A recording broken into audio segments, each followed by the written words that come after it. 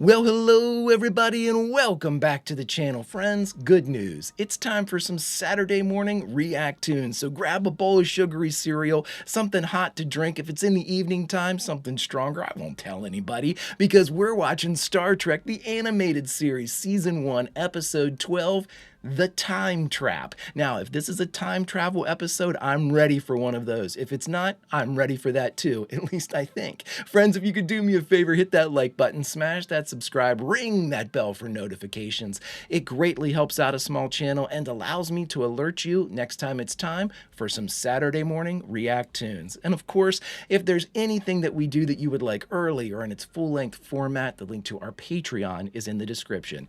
And if you're not a fan of Patreon, consider YouTube memberships. You'll get all of our episodes at least a day early. But my dear friends, all that is then and this is now, and now it's time for Star Trek, the animated series, Season 1, Episode 12, The Time Trap. Prepare to engage maximum warp reaction. And away we go!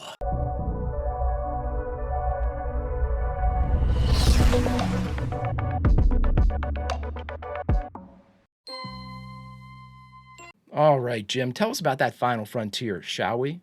I miss the original series so bad. Thank God for these. I'm really looking forward to the movies, too. I'm actually really looking forward to Star Trek Continues. We're nearing the end of these, too. I think there's only 16 animated series first season, and I think there's only like 5 or 6 in the second season. So, you know, we're getting close to single digits of these already. Lord almighty. We have just entered the Delta Triangle, a vast uninhabited sector of our galaxy in which a high number of mysterious disappearances of starships. Like a Bermuda Triangle. Cool. The Enterprise has been assigned the mission of surveying this area and, if possible, determining the cause of these disappearances. Our sensors are in a state of chaos, Captain. They became unreliable when we entered the triangle. Really? Klingon battlecruiser. Uh-oh. Lieutenant Uhura, open the hailing frequency. Well, there's their response. Fire. Firing phasers. Did it disappear? Any sensor analysis on that wavering effect just before the ship disappeared? The sensors are still not registering normally, sir. Remember when Spock told you 3 minutes ago they weren't working? Scanning 360 degrees, sir. There's a couple of them out there. Mousetrapped. If the first ship doesn't succeed in blasting us out of existence, they have 2 backup ships to do the job. Tactically well planned. It's a hunting party. We are receiving a Class 2 signal from the lead Klingon vessel. One moment, Lieutenant.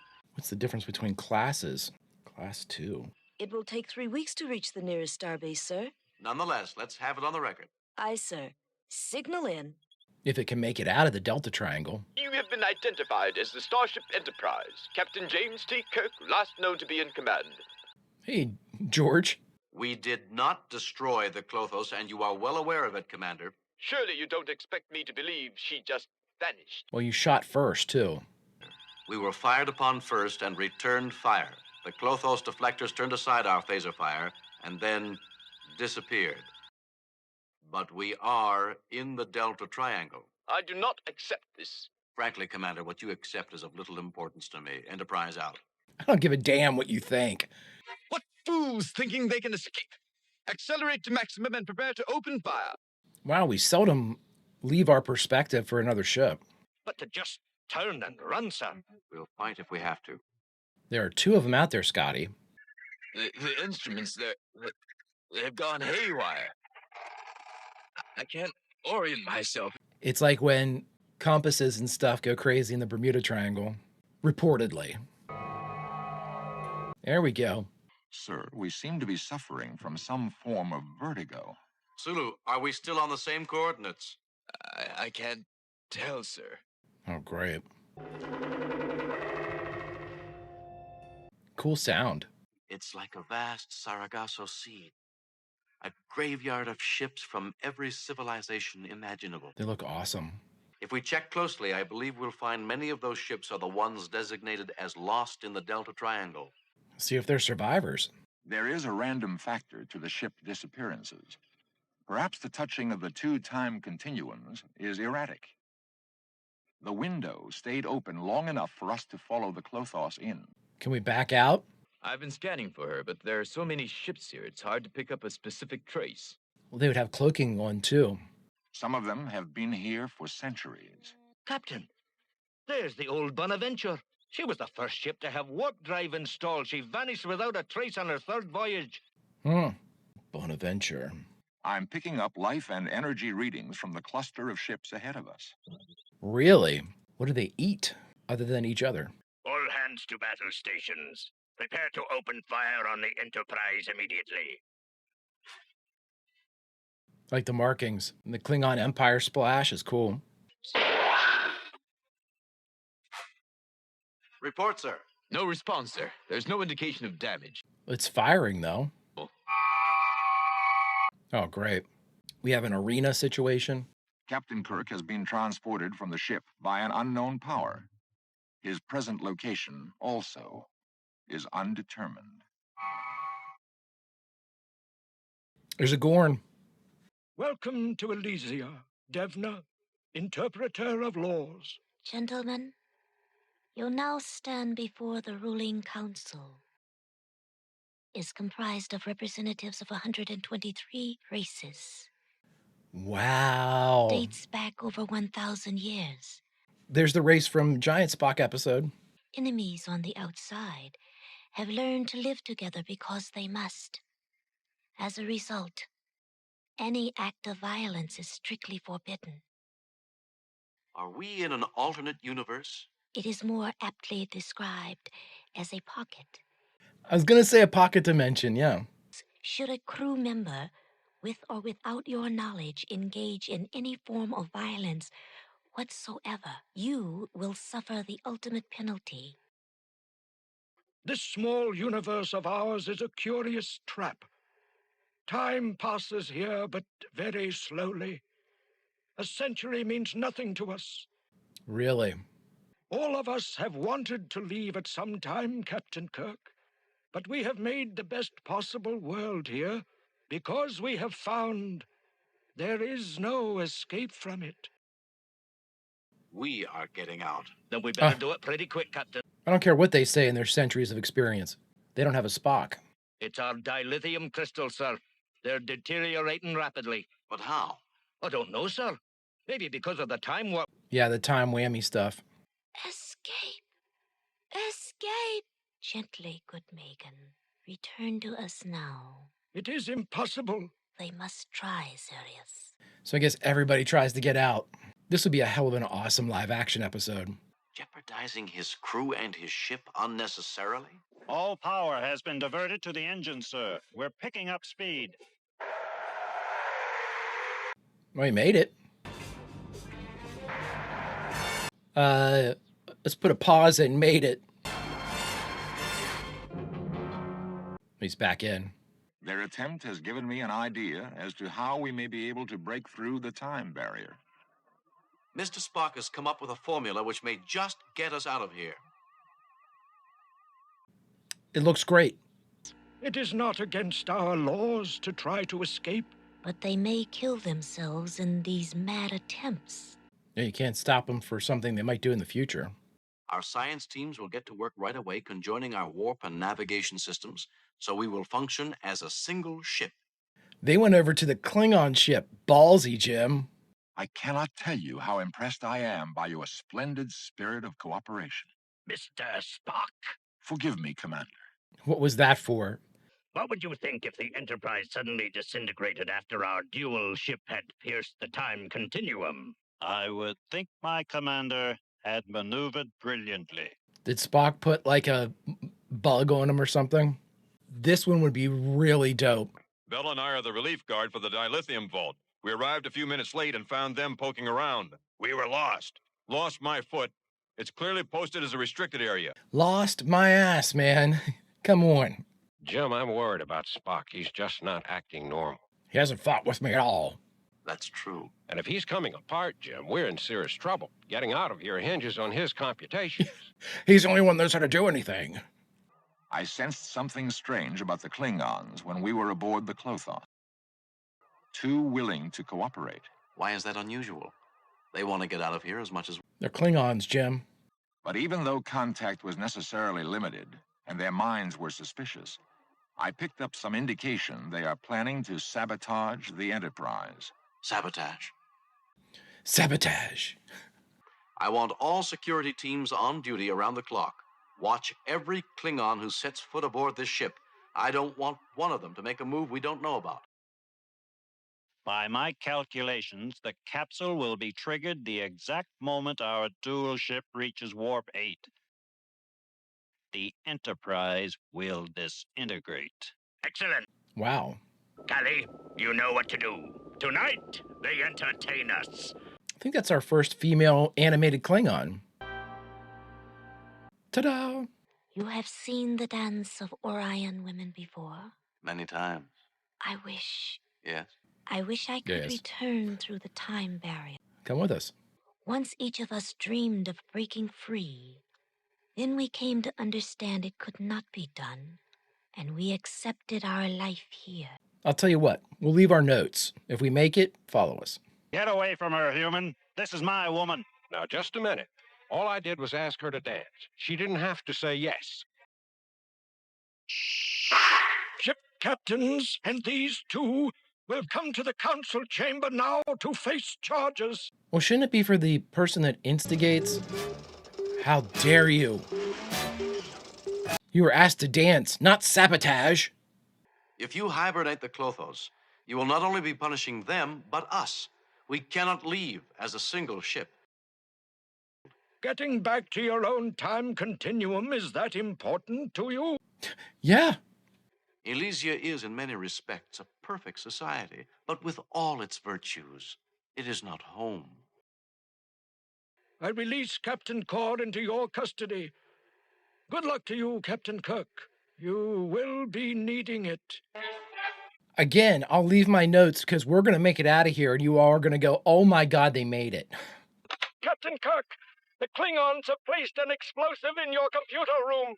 Megon says it is located in the warp control panel. Megon, When you reach Warp 8, Spock, Scotty, we want you to beam that explosive onto the Klingon ship.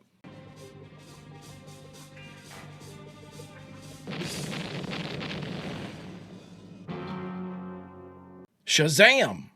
And picking up a radio transmission Captain Core intended for his home base. He took full credit for our escape from Elysia. Why, that scoundrel. it doesn't matter, Bones. It doesn't? That's what matters. We're back. Oh, wow, that was a pretty abrupt ending. All right, everybody, we just finished the 12th episode of the first season of Star Trek the Animated Series entitled The Time Trap, and the only thing left to do is talk about it. All right, everybody, we just finished the 12th episode of the first season of Star Trek the Animated Series. This was a really good one. This one was up there with yesteryear for me as one of the ones that I think would have been really, really cool. And again, I don't want to be dismissive of the animated series at all. I just look at these and I think to myself, man, was this a script for like a season 4 or, beyond, or maybe a script that was going to be used for like season 2 or 3 and they thought, no, let's wait for 4, you know what I mean? So I don't want to ever be dismissive of the animated series. I enjoy it quite a bit, for these little bite-sized tracks. It's just that, being greedy like I am, I would have loved to have seen especially yesteryear, and now this one, The Time Trap, I think would have been a really, really compelling live action one to see, especially when they could get into it a little bit more. All the ship designs, again, it'll be crazy expensive too. All the ship designs, all of the different aliens. What I liked so much about this was the Elysia, I guess was what the little country they called themselves in there.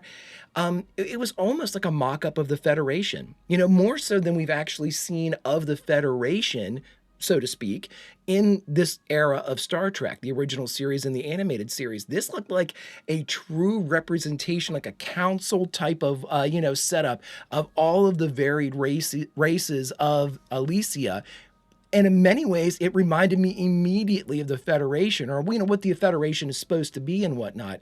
And there are races in there that are not members of the Federation either, which I thought was really cool. Because at this time, I don't think the Orions were members of the Federation. They don't become members until much later, I believe. Again, correct me if I'm wrong. I watch so many different things now. I'm not sure exactly which falls in line with the other and vice versa. But I know that the Orions eventually become or petition for, I think it was Lower Decks where they started to like petition to be members of the Federation, something like that. But I mean, again, we saw obviously the Klingons are not at this point. There were Romulan representation there. Tellarites were there, but they're already members. The Andorians are already members. We saw the race from the giant Spock episode. I forget what their names are, like the plant-based aliens. Really cool stuff. It was just really, really interesting, and I think the setup was really cool too. Now, the Bermuda Triangle stuff has been used quite a bit, but I never think it loses its effectiveness, especially when you do something interesting like this, a pocket dimension. We've seen sort of things like that before, but not on this grand a scale. And I think that whole thing, again, the idea that you have something that exists sort of outside of time where, any time that passes doesn't seem to, mean anything to them. They said centuries have passed. The oldest members of the council here are centuries old. I assume what that means is that normal time passes. It just doesn't age anybody or do anything like that in the pocket dimension. Otherwise, if time was, moving more rapidly in there, kind of like a Narnia type of thing, we would have popped out back in the original or our main plane of existence, and it had been like 6 months later or something like that. But we didn't have any type of, indication that was in fact something that happened. So I'll just assume the time was passing the same on both sides. Again, this would have been something really cool that in a larger format like the live action original series, it would have been really cool to explore some of those ramifications of being in there.